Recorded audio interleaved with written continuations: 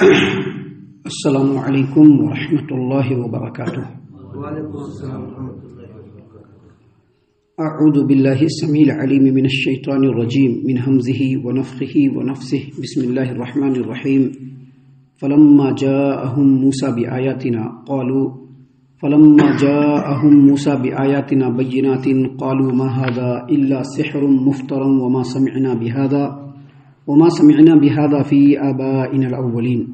وقال موسى رب أعلم بمن جاء بالهدى من عنده ومن تكون له عاقبة الدار إنه لا يفلح الظالمون۔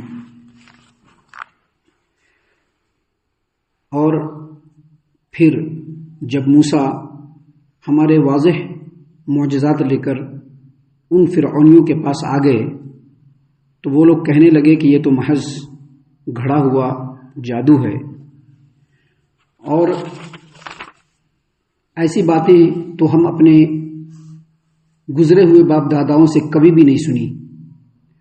موسیٰ نے کہا کہ اس شخص کا حال تو میرا رب خوب جانتا ہے جو اس کی طرف سے ہدایت لے کر آیا ہے، اور اس شخص کو بھی وہی جانتا ہے جس کے لیے آخرت کا گھر ہوگا۔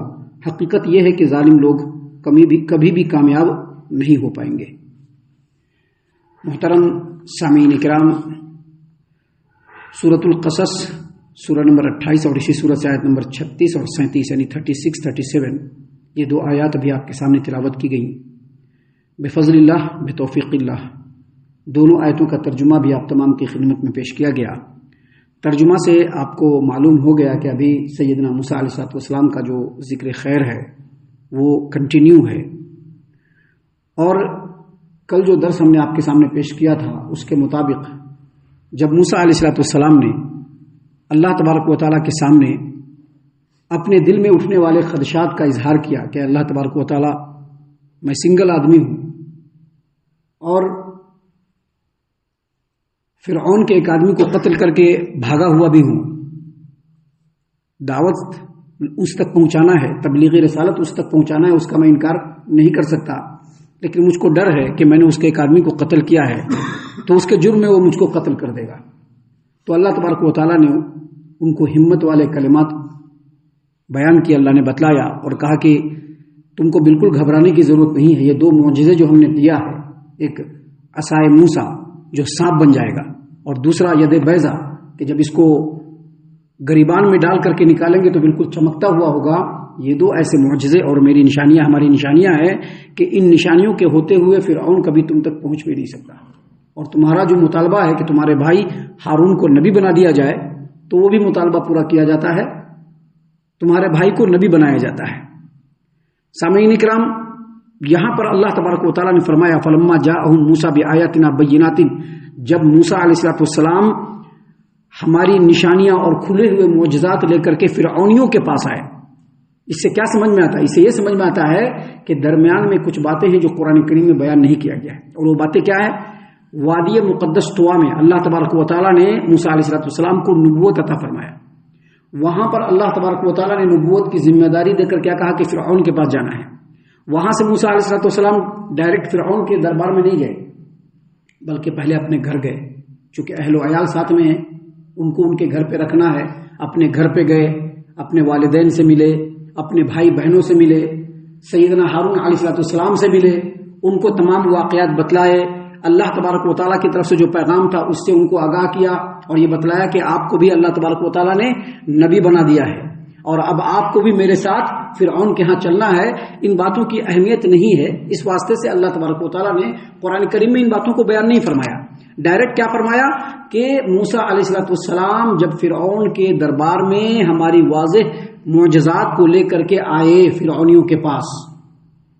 ابھی کسی بادشاہ کے دربار میں جانے کے لیے فارمیلٹیز ہوتی ہیں، اب یہ دو آدمی غلام قوم سے ہیں، کیسے دربار میں پہنچے یہ تو اللہ بہتر جانتا ہے، ہم لوگوں کو پتہ نہیں، لیکن یہ بات ضرور ہے کہ جب اللہ تبارک و تعالیٰ کچھ چاہ لے تو کسی کے بھی نہ چاہنے سے وہ کام رک نہیں سکتا ہے۔ اللہم لا مانع لما اعطیت، جب اللہ تبارک و تعالیٰ تم کو دینا چاہے گا تو روکنے والا کوئی نہیں ہے۔ ولا معطی لما منعت، اور جب اللہ تبارک و تعالیٰ روکنے والا ہوگا تو کوئی تم کو دے نہیں سکتا ہے. ولا ينفع ذا الجد منك الجد، اور کسی شان والے کی شان اللہ کے مقابلے میں کسی کے نصیب کو ختم نہیں کر سکتا ہے. تو یہ دو غلام قوم سے ہونے کے باوجود اللہ کے نبی کیسے اس کے دربار میں پہنچے اس کی تفصیل نہیں ملتی ہے، لیکن دربار میں پہنچ گئے. اور پہنچنے کے بعد اس مقام پر نہیں، لیکن قرآن کریم میں دوسرے مقام پر جب فرعون کے دربار میں موسیٰ علیہ السلام پہنچے تو بہت سارے ڈائلاگ ہوئے. ایک بات موسیٰ علیہ السلام نے کہا، جواب میں فرعون نے ایک بات کہا موسیٰ علیہ السلام نے کہ میں اللہ کا رسول ہوں، انا رسول رب العالمین، میں پورے جہان کے پالنے والے رب کی طرف سے رسول بنا کر کے بھیجا گیا ہوں. فرعون نے کہا وما رب العالمین، کہا کہ رب العالمین کون ہے؟ کیونکہ فرعون کا کیا ماننا تھا کہ میں ہی رب ہوں، انا ربکم الاعلی، تم لوگوں کا سب سے بڑا رب میں ہوں، تم لوگوں کو پالنے والا میں ہوں. فرعون کا یہ خیال تھا، اس کا یہ وہم تھا. اسی لیے موسیٰ علیہ السلام نے جب کہا کہ انا رسول رب العالمین، ہم لوگ رب العالمین کی طرف سے رسول بن کر کے آئے ہیں، تو پوچھا کہ تمہارا وہ کون سا رب ہے بھائی جو رب العالمین ہے؟ تو کہا کہ جو میرا اور تم تمام لوگوں کا رب ہے. اے فرعون، تمہارا بھی رب وہی ہے. تم اپنے آپ کو جو رب کہتے ہو تو تم رب نہیں ہو، تمہارا بھی رب وہی ہے. اور پھر موسیٰ علیہ السلام نے اللہ تبارک و تعالیٰ کا یہ بھی پیغام پہنچایا کہ میں تمہارے پاس آیا ہوں کہ تم رب العالمین پر ایمان لاؤ، اور اس لیے بھی آیا ہوں کہ بنی اسرائیلیوں کو جو تم نے سال سے قیدی بنا کر کے رکھا ہے، ان کو غلامی میں رکھا ہے، ان کو محکومی کی زندگی جو تم نے دے رکھی ہے، اب تم کو وہ چھوڑنا پڑے گا، ان کو آزاد کرنا پڑے گا. یہ سب باتیں یہاں پر موجود نہیں ہیں، دوسرے مقام پر موجود ہیں جو ہم نے آپ کے سامنے اس سے پہلے قرآن کریم کی کئی آیتوں کی روشنی میں جہاں جہاں پر یہ واقعہ ہوا ہے ہم نے بیان کیا.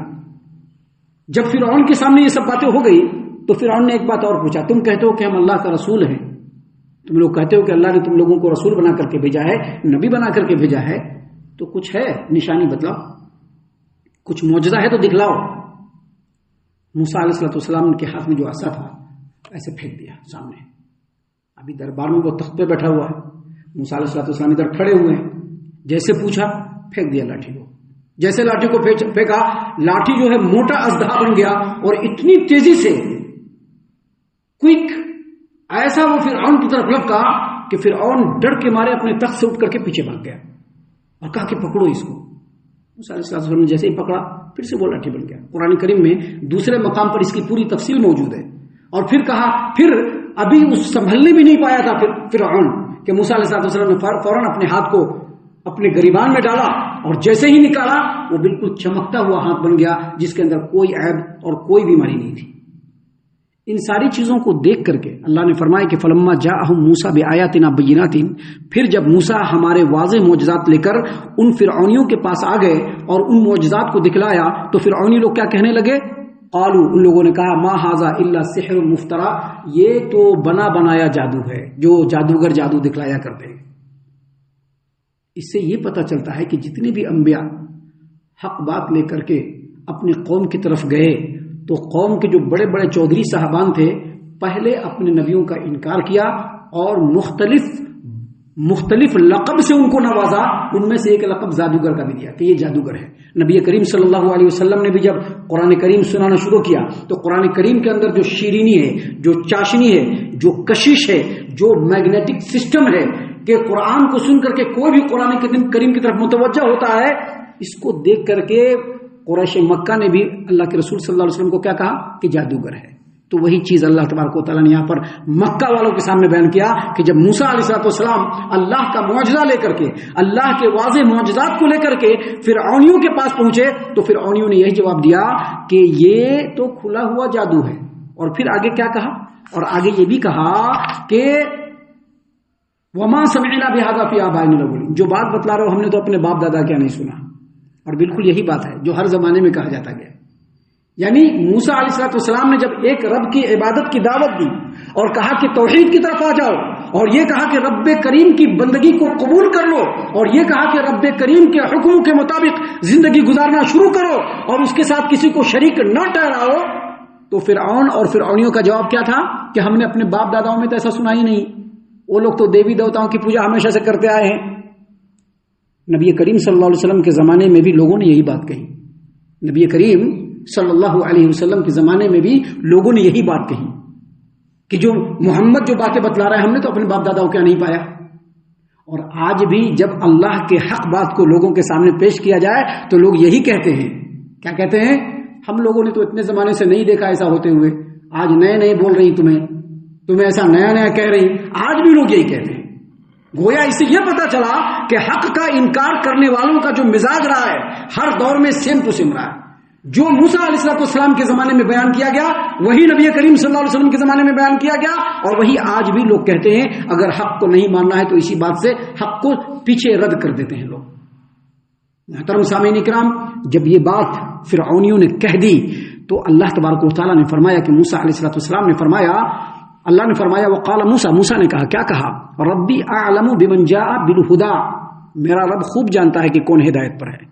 یعنی میں تو اللہ کا کلام لے کر کے آیا ہوں, اللہ کے معجزات کو لے کر کے آیا ہوں, اللہ تبارک و تعالیٰ کی رسالت کی تبلیغ کرنے آیا ہوں, اللہ کے واضح بات کو تم تک پہنچانے آیا ہوں, اور تم مجھ کو جادوگر کہہ رہے ہو تو جان لو اللہ کو خوب معلوم ہے کہ کون ہدایت پر ہے. اللہ کو خوب معلوم ہے کہ کون ہدایت پر ہے. اور پھر کہا موسیٰ علیہ السلام نے وقال موسیٰ ربی اعلم بمن جاء بالہدی من عندی, کون رب کے پاس سے ہدایت پر ہے, ومن تکون له عاقبۃ الدار, اور آخرت میں اچھا انجام کس کا ہے یہ اللہ کو ہی معلوم ہے. ابھی تم کہہ رہے ہو مجھ کو جادوگر, اور میں اللہ کا پیغام تم تک پہنچا رہا ہوں. اگر میں نہ حق پر ہوں گا تو میرا برا انجام ہوگا, اور اگر تم نہ حق پر ہوگے تو یاد رکھو اچھا انجام میرا ہوگا, کیونکہ میں رب کی طرف سے آیا ہوں. اور پھر کہا کہ انہ لا یفلح الظالمون, جو ظالم ہوتے ہیں, جو اللہ کے نافرمان ہوتے ہیں, وہ کبھی بھی کامیاب نہیں ہو سکتے. اللہ کا نافرمان کبھی بھی کامیاب نہیں ہو سکتا ہے. اللہ کا نافرمان کبھی بھی کامیاب نہیں ہو سکتا.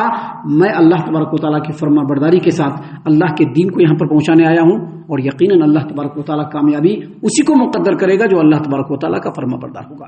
ان باتوں کو موسیٰ علیہ السلام نے جب فرعون اور فرعونیوں کے سامنے بیان کر دیا تو آگے کیا بات ہوئی, فرعون نے کیا کہا جواب میں, اس کی تفصیل آگے موجود ہے جو انشاءاللہ کل کے درس میں ہم آپ کے سامنے پیش کریں گے. ہم اللہ سے دعا کرتے ہیں کہ اللہ تعالی ہم تمام کو ان تمام باتوں کے اوپر خوب غور و فکر اور تدبر کرنے کے ساتھ ساتھ ان باتوں پر عمل کرنے کی بھی توفیق عنایت فرمائے, آمین. اللہ تعالی ہم تمام کو صحیح معنوں میں پکا سچا مومن مسلمان بنائے, اللہ اور اس کے رسول صلی اللہ علیہ وسلم کی اطاعت و فرما برداری کرنے والا بنائے, صحابہ کرام رضی اللہ عنہم کے طریقے پر چلنے والا بنائے, جنت الفردوس میں جگہ عطا فرمائے. اے اللہ ہم تمام کو جہنم سے پناہ دے, اے رب العالمین ہم تمام کو جہنم سے پناہ دے, اے مالک الملک ہم تمام کو جہنم سے پناہ دے, آمین یا رب العالمین. وما علینا الا البلاغ المبین.